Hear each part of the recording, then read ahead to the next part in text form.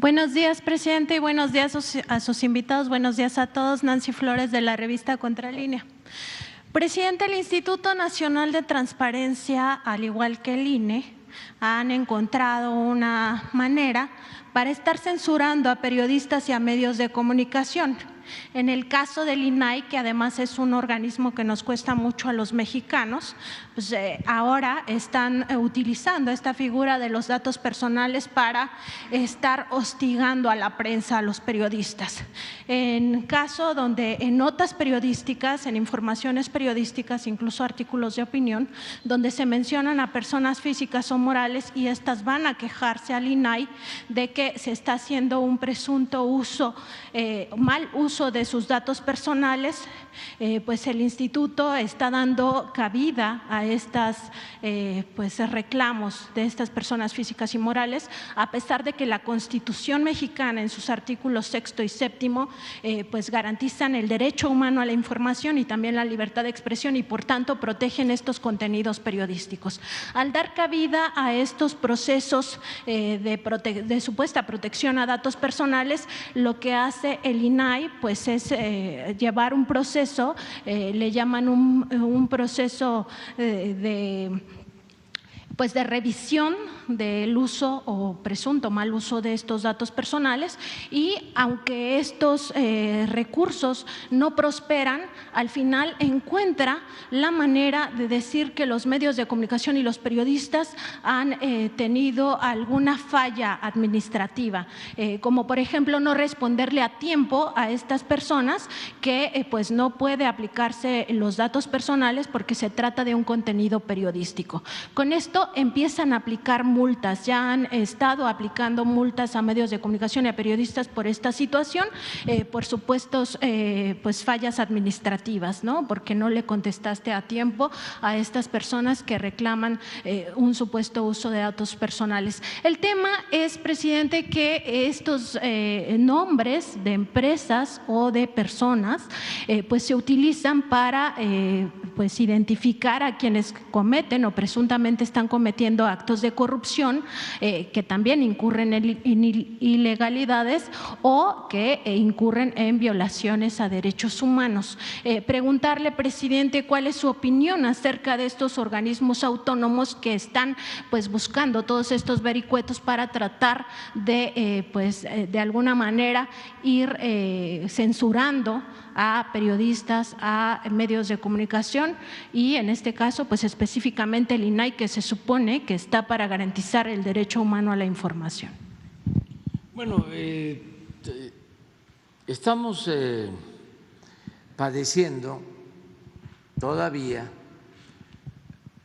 de estos aparatos que se crearon durante el periodo neoliberal, todo este andamiaje de organismos autónomos, fachadas que sirvieron para justificar el robo, el saqueo de bienes nacionales durante mucho tiempo. Ya hemos hablado de el INAI, de cómo se creó un instituto para la transparencia y su primer acto, cuando se creó durante el gobierno de Fox, fue declarar como secreto el manejo del expediente de las empresas que habían recibido condonación de impuestos. El Instituto de la Transparencia, esa fue su primera decisión importante. Y luego ocultaron toda la información sobre Odebrecht, la empresa esta brasileña. Y pues es igual que otras, ¿no? El instituto que se creó para supuestamente combatir los monopolios, la COFESE, y se ha dedicado a defender a las empresas particulares en contra de las empresas públicas, como la Comisión Federal de Electricidad, como Pemex. Hay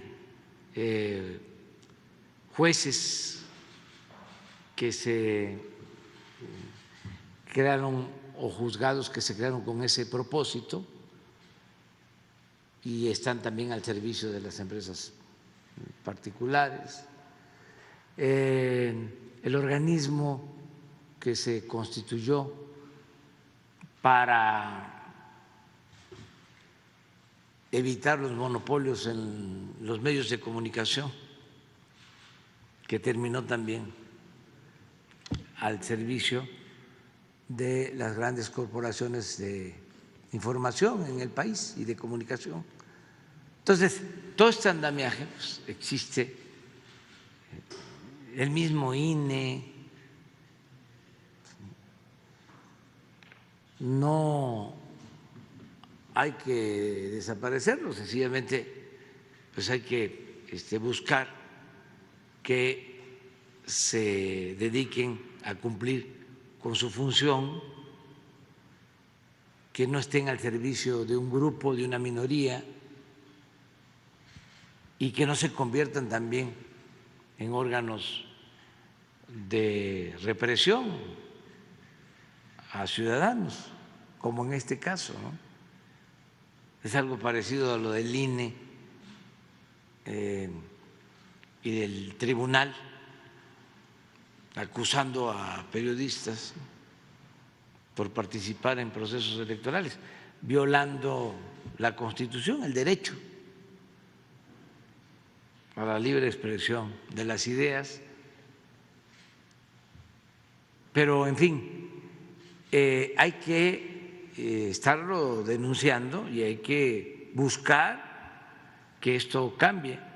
Ya nosotros, en lo que a mí me corresponde como presidente, en el tiempo que nos queda, pues ya va a ser muy difícil, pero son procesos que deben de continuarse, no dejar de denunciarlos, porque eso es muy importante, la denuncia. Y en su momento llevar a cabo reformas para que esto cambie. Hay que terminar de desmontar todo el aparato neoliberal o neoporfirista que se creó en el transcurso de 36 años. Pues no se puede, tiene que ser con reformas constitucionales y se tiene que optar cuáles son esas reformas que ayudan más, que son indispensables,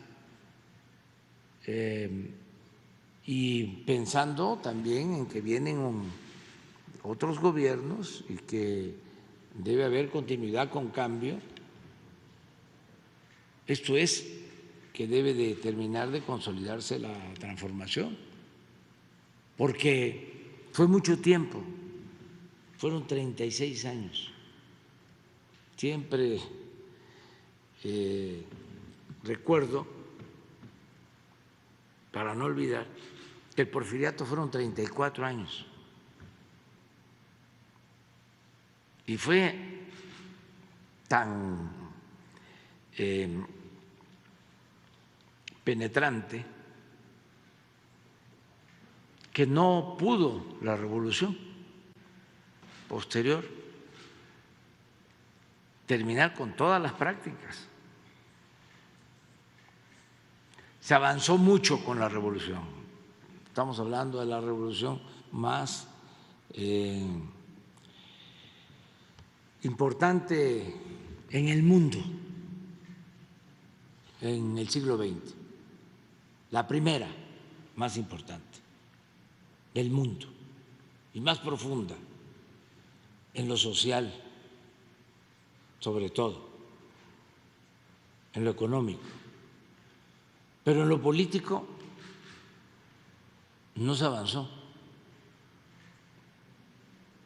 El sistema antidemocrático que implantó Porfirio Díaz con su simulación política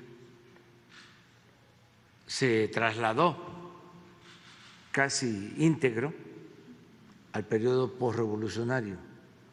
Siempre hablamos de que ya no era don Porfirio, sino doña Porfiria. Pero de ahí viene el tapado de Porfirio Díaz, de ahí viene el dedazo, de ahí viene la simulación de que se respeta la Constitución en la forma, pero se viola en el fondo. De ahí viene el besamanos, de ahí viene de que el poder de los poderes es el ejecutivo.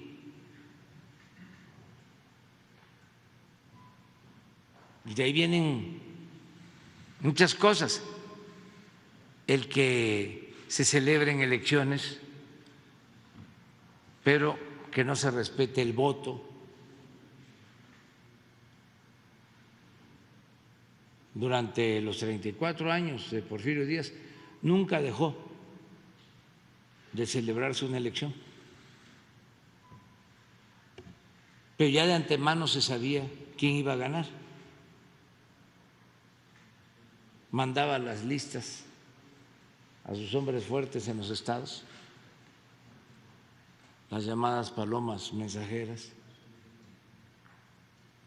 y ya se sabía quién iba a ser diputado, quién iba a ser senador. Además no había muchos cambios, como había reelección,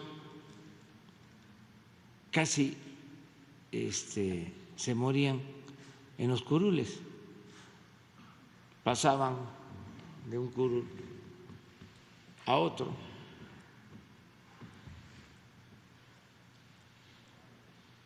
Eso decía Alfonso Reyes de su maestro Manuel Sánchez Mármol. Decía que era diputado y luego lo pasaron al Senado y era una curul más muelle, más cómoda, y cuando despertó pues estaba ya a punto de fallecer. Entonces, pasaba muchísimo tiempo. Pues todo eso ya lo hemos visto y lo vamos a seguir tratando, pues se implementó, se impuso después de la Revolución. Acuérdense de lo que fue el callismo, el llamado maximato. El presidente Calles influye para nombrar a 4 presidentes, 4.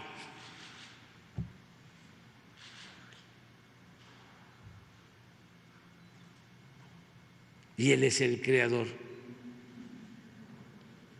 del PRI, que se fundó en 1929 como Partido Nacional Revolucionario.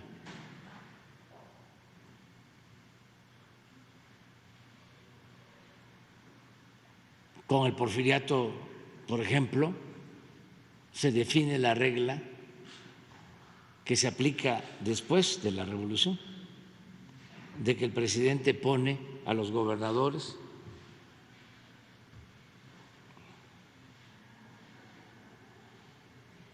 a los diputados federales, a los senadores, y los gobernadores imponen a los presidentes municipales, a los diputados locales,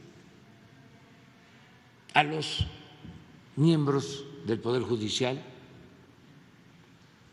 Todas esas fórmulas se mantienen a pesar de la revolución. Y fueron 34 años. Pues ahora fueron 36 años de política neoliberal. Por eso hablamos de neoporfirismo. Entonces, va a llevar tiempo. Lo importante es que ya comenzó el proceso de transformación y hay una revolución de las conciencias, porque mucha gente está participando para que las cosas verdaderamente cambien. Eso es también lo que lleva al coraje, a las minorías que antes dominaban y eran los dueños de México, o se sentían los dueños de México, y que fueron los que crearon todo ese andamiaje al que haces tu referencia. Hay muchas cosas que faltan porque es un proceso de transformación, pero se ha ido avanzando y vamos a dejar muy cambiado el país. Sin embargo, va a hacer falta seguir adelante, seguir transformando y consolidando lo logrado. Y no hay que dejar de denunciar todas estas arbitrariedades y transparentarlas sin agredir a nadie, sin ser groseros, sin insultar, con apego a la verdad. No estar inventando, ¿no?, cosas, sino un buen debate. Todo lo que está sucediendo en el país, cómo se está cambiando esta realidad. Y yo espero que sigamos avanzando en ese sentido. Y vamos bien, vamos muy bien. Ahora con las fiestas patrias, la gente estaba muy contenta, muy contenta, en el Zócalo, en el desfile, participaron miles de ciudadanos, no solo la noche del grito, sino al día siguiente. En toda la ruta del desfile había gente. Miles de ciudadanos. Y vamos avanzando. La gente muy orgullosa de nuestro país, porque México es un gran país. Es indiscutible la grandeza cultural de México, ¿no? Y enfrentamos pues todas las calamidades. Ayer fue un día difícil, pero la gente supo comportarse con aplomo y tuvimos suerte, porque fue, como aquí se dijo, un temblor de considerable intensidad,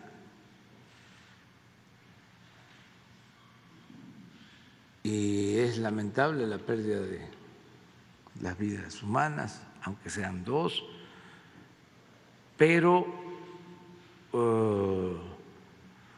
no pasó a mayores. Así como se puede decir, qué mala suerte, ¿no?, de que el mismo día, a la misma hora, ¿no? Sí. También ver lo otro. Qué buena suerte de que no pasó a mayores. Ya cada quien que haga sus reflexiones, pero por lo que a mí corresponde como gobernante del país, podría decir que el resultado no fue